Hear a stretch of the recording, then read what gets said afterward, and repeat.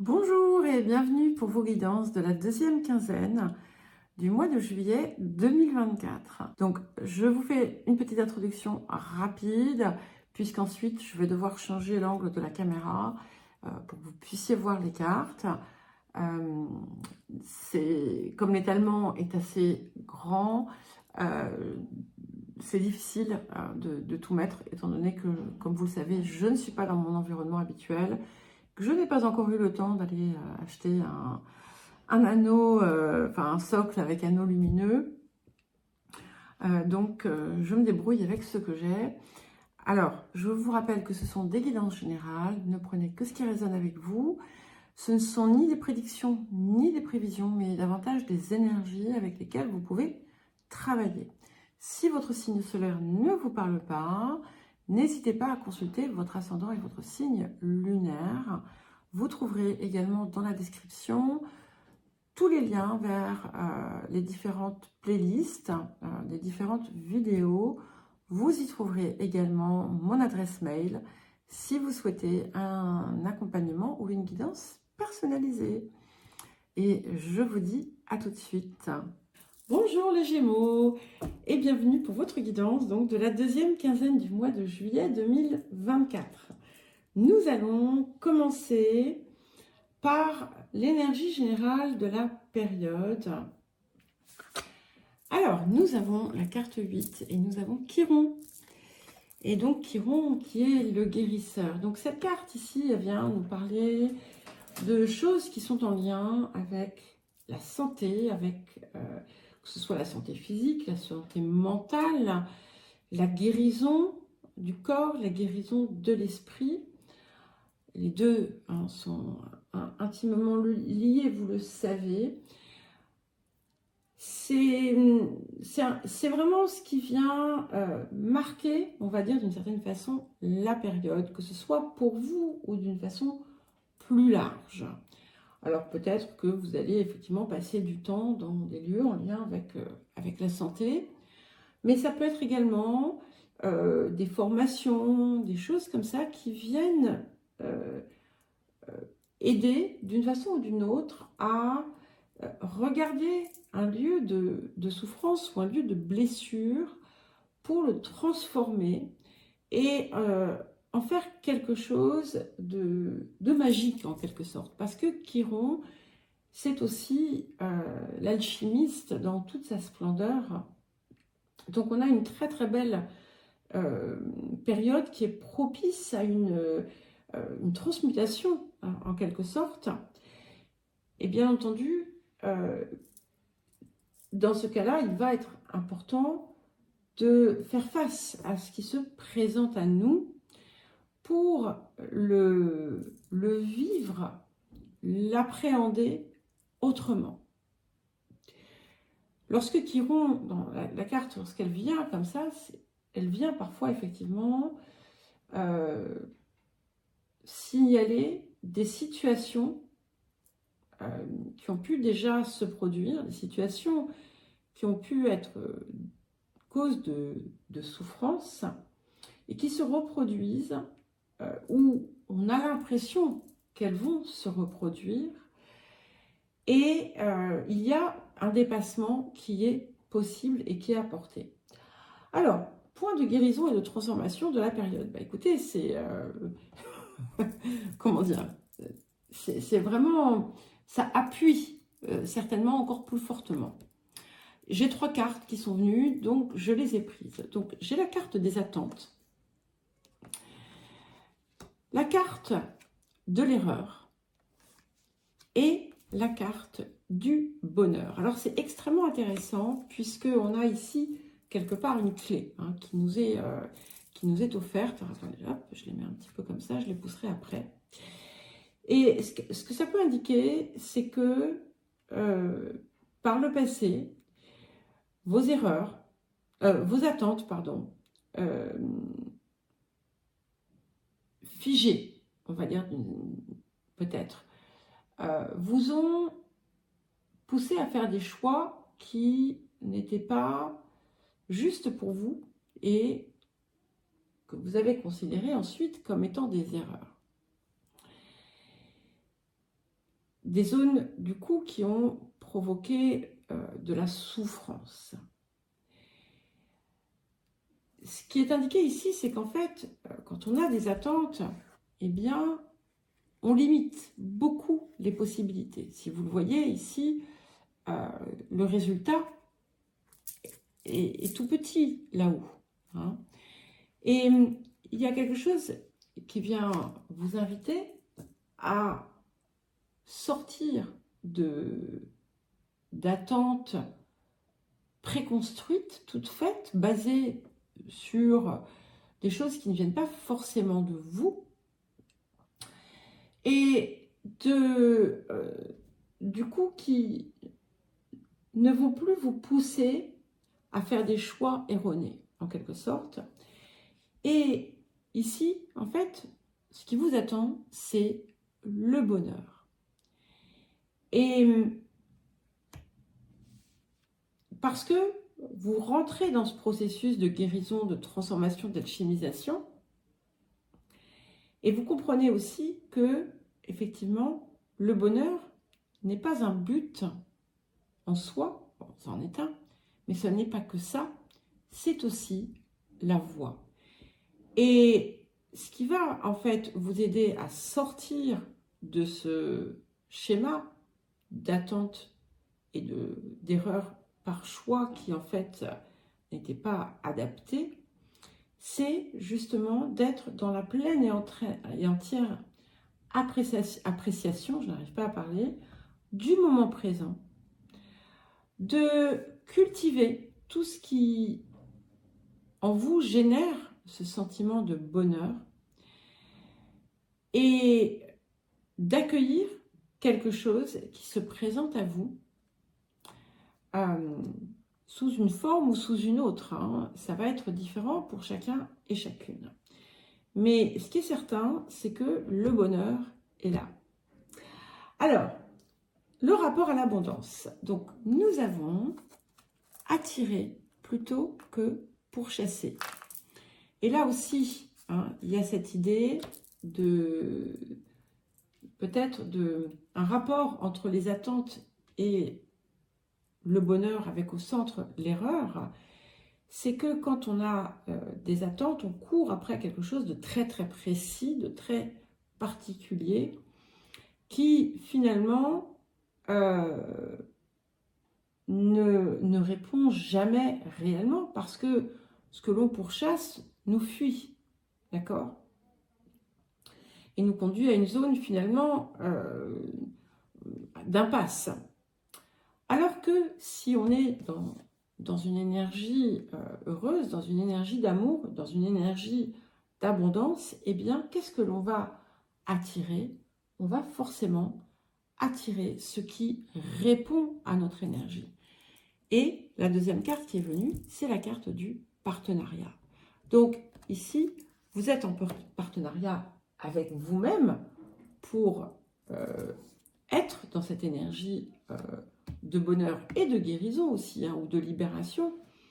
Mais en plus, vous allez attirer à vous les ressources extérieures ou les partenaires extérieurs qui vont correspondre à votre énergie, à ce que vous utilisez pour attirer ce que vous désirez.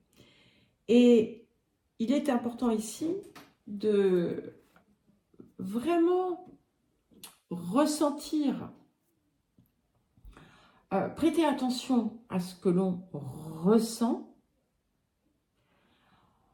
pour s'assurer que les choix que l'on fait soient des choix, on va dire, avisés et des choix sains. Et si vous voyez que quelque chose n'est pas sain, eh bien, vous n'y allez pas. Vous n'y allez pas, tout simplement.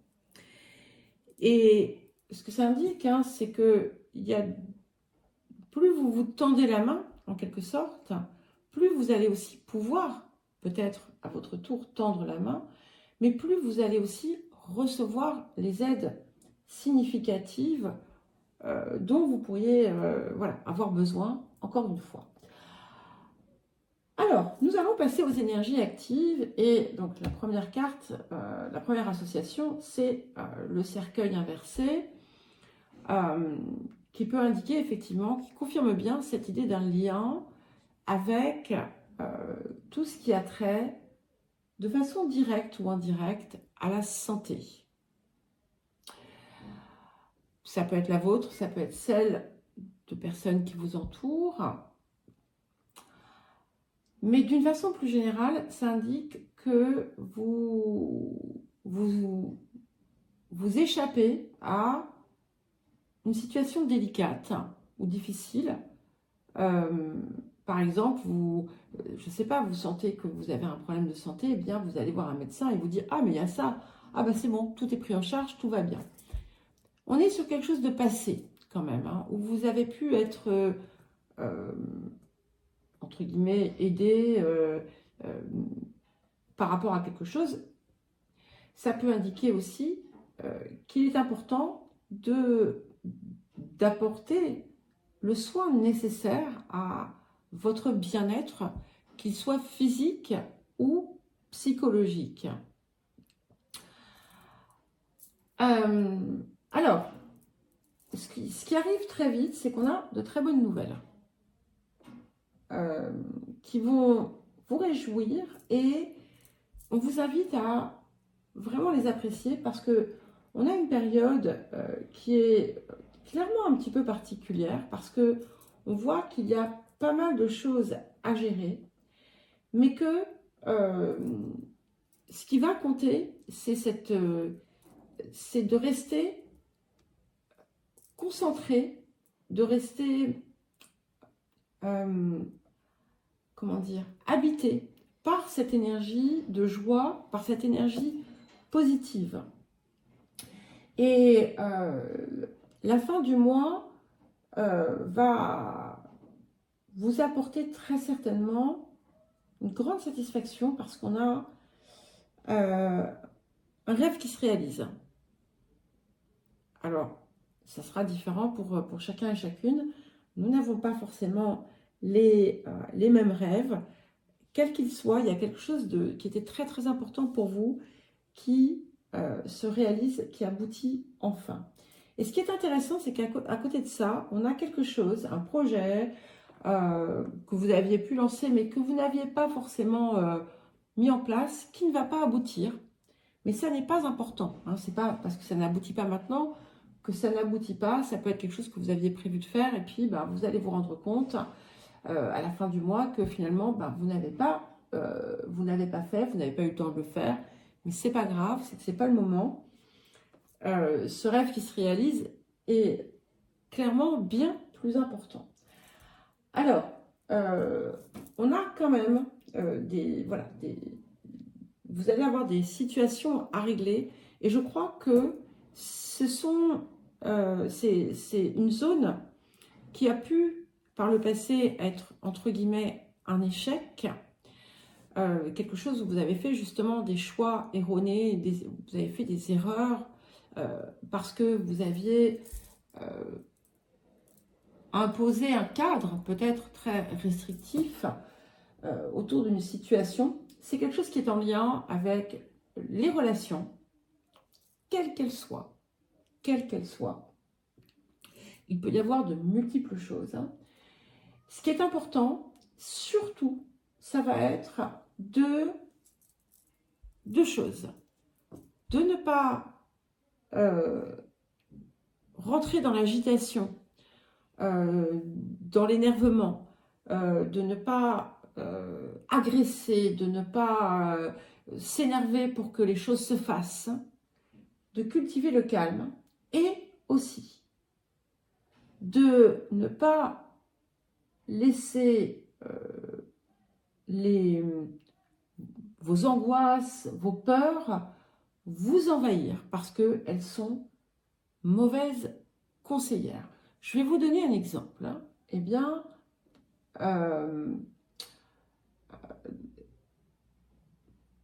une des raisons principales pour lesquelles je me suis mariée, donc j'avais il y a très longtemps, hein, parce que je suis divorcée, je suis quand même restée mariée 18 ans, avec la personne avec qui j'aurais probablement jamais dû me marier, mais en fait si, parce que tout est juste, bien entendu.